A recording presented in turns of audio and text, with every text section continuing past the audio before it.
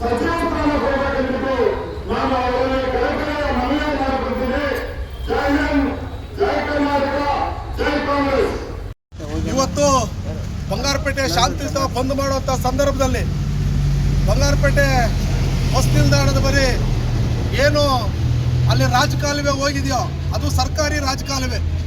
ಆ ರಾಜಕಾಲುವೆ ಮುಂಭಾಗದ ರಸ್ತೆಯಲ್ಲಿ ನಾವೆಲ್ಲ ಮುಖಂಡರು ಸ್ವಯಂ ಪ್ರೇರಿತವಾಗಿ ನಾವು ಬಂದನ್ನು ಮಾಡಿಕೊಂಡು ಅಲ್ಲಿ ಬಂದು ರಸ್ತೆ ತಡೆ ಮಾಡಲಿಕ್ಕೆ ನಾವು ಹೋದಾಗ ಅಲ್ಲಿ ಬಿಜೆಪಿಯ ಮುಖಂಡರು ಉದ್ದೇಶಪೂರ್ವಕವಾಗಿ ಬಿಜೆಪಿಯ ಮುಖಂಡರು ಕಾಂಗ್ರೆಸ್ ಮುಖಂಡರ ಮೇಲೆ ಏಕಾಏಕಿ ಗಲಾಟೆ ಬಂದು ಇದನ್ನೇನೋ ಒಂದು ರೀತಿ ವೈಭವೀಕರಿಸಬೇಕು, ಈ ಬಂದನ್ನು ದಿಕ್ಕು ತಪ್ಪಿಸಬೇಕು ಅಂತೇಳಿ ಬಂದು ಅಲ್ಲಿ ಗಲಾಟೆ ಮಾಡಿರ್ತಕ್ಕಂಥದ್ದು ಈಗಾಗಲೇ ಸಾಮಾಜಿಕ ಜಾಲತಾಣಗಳಲ್ಲಿ ಅವರೇ ಹರಿಬಿಟ್ಟಿದ್ದಾರೆ.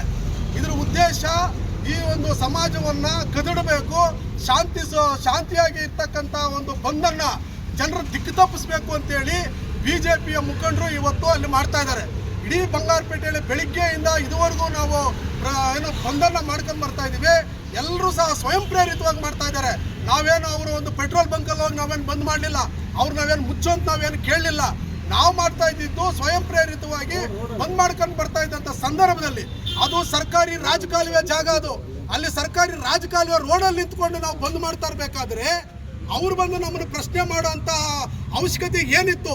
ಇದ್ರ ಉದ್ದೇಶ ಇಷ್ಟೇ, ಬಂಗಾರಪೇಟೆಯಲ್ಲಿ ಸಾರ್ವಜನಿಕರಿಗೆ ದಿಕ್ಕು ತಪ್ಪಿಸಬೇಕು, ಅವರನ್ನ ಈ ಬಂದನ್ನ ಏನು ನಿಷ್ಕ್ರಿಯಗೊಳಿಸಬೇಕಂತೇಳಿ ಅವರು ಮಾಡ್ತಾ ಇದ್ದಾರೆ. ಅವರು ಹಣೆಯಲ್ಲಿ ಬರೆದಿಲ್ಲ, ಈ ಬಂದನ್ನ ತಪ್ಪಿಸೋದಿಕ್ಕೆ ಅವರು ಹಣೆಯಲ್ಲಿ ಬರೆದಿಲ್ಲ, ಅವರು ಭ್ರಮೆಯಲ್ಲಿದ್ದಾರೆ. ಆ ಭ್ರಮೆಯಿಂದ ಹೊರಗೆ ಬರಬೇಕಾಗ್ತದೆ. ಅವರು ಏನೋ ಇಲ್ಲಿ ಬಂಗಾರಪೇಟೆಯಲ್ಲಿ ಮುಂದೆ ನಾ ಕಿತ್ತು ನಾಟ ಹಾಕ್ತೀನಿ ಅಂತ ಹೇಳ್ತಾ ಇದ್ದಾರೆ. ದಯವಿಟ್ಟು ಆ ರೀತಿಯಾದ ನಿಮ್ಮ ಆಲೋಚನೆಗಳೇನೇನ ಇದ್ರೆ ನೀವು ಬರೀ ನಿದ್ದೆಯಲ್ಲಿ ಮಾತ್ರ, ಕನಸಲ್ಲಿ ಮಾತ್ರ ಕಾಣಬೇಕಾಗ್ತದೆ. ಅದು ಇಲ್ಲಿ ನಡೆಯಕ್ಕೆ ಸಾಧ್ಯ ಇಲ್ಲ.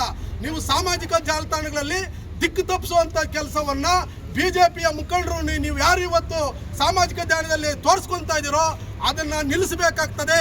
ನಾವು ಮಾಡಿರ್ತಕ್ಕಂಥದ್ದು ಸರ್ಕಾರಿ ಜಾಗ, ಅದು ಸರ್ಕಾರಿ ರಾಜಕಾಲುವೆ ಜಾಗ. ಆ ಜಾಗದ ಹತ್ರ ನಾವು ಪ್ರತಿಭಟನೆಯನ್ನ ನಾವು ಬಂದನ್ನ ಮಾಡ್ತಾ ಇದ್ದೀವಿ. ನಿಮ್ಮ ಬಂಕಲ್ಲಿ ಬಂದು ನಾವು ಬಂದು ಮಾಡಲಿಲ್ಲ. ನೀವೇ ಬರ್ತೀರಿ, ನೀವೇ ಪ್ರಶ್ನೆ ಮಾಡ್ತೀರಿ, ನೀವೇ ಏನೋ ಫೇಸ್ಬುಕ್ ವಾಟ್ಸಾಪ್ನಲ್ಲಿ ವಿಡಿಯೋಗಳು ಮಾಡಿಸ್ತೀರಿ, ನೀವೇ ಅಪ್ಲೋಡ್ ಮಾಡ್ತೀರಿ. ಇದೆಲ್ಲ ಜನ ನೋಡ್ತಾ ಇದ್ದಾರೆ, ನಿಮಗೆ ಚಿಮಾರಿ ಆಗ್ತಾ ಇದಾರೆ. ಮುಂದೆ ನಿಮಗಿದೆ ಮಾರಿ ಹಬ್ಬ. ಅದು ಯಾರೋ ಇನ್ನೊಬ್ಬರು ಪಕ್ಕದಲ್ಲಿ ನಿಂತ್ಕೊಂಡು ಹೇಳ್ತಾನೆ ಇದೆಲ್ಲ ನಾವು ಮೊದಲನ್ನ ಬಂದು ನೋಡ್ಕೊಂಡ್ ಬಂದಿದೀವಿ ಅಂತ. ಹೌದು ಸ್ವಾಮಿ, 2008ರಲ್ಲಿ ನೀವೇನಂತೇಳಿ ಇಡೀ ತಾಲೂಕಿನ ಕ್ಷೇತ್ರ ಜನ ನೋಡಿದ್ದಾರೆ. ಇನ್ನು ಮುಂದೆ ನೋಡೋದಕ್ಕೆ ಅದು ಅವಕಾಶ ಕೊಡೋದಿಲ್ಲ. ಇದೊಂದು ಕ್ಷೇತ್ರ ಸುಭದ್ರವಾಗಿದೆ. ನಿಮ್ಮ ಕನಸು ಏನಿದ್ರು ನಿದ್ದೆಯಲ್ಲಿ ಮಾತ್ರ ಹಗಲುಗಾನು ಕಾಣಬೇಕು.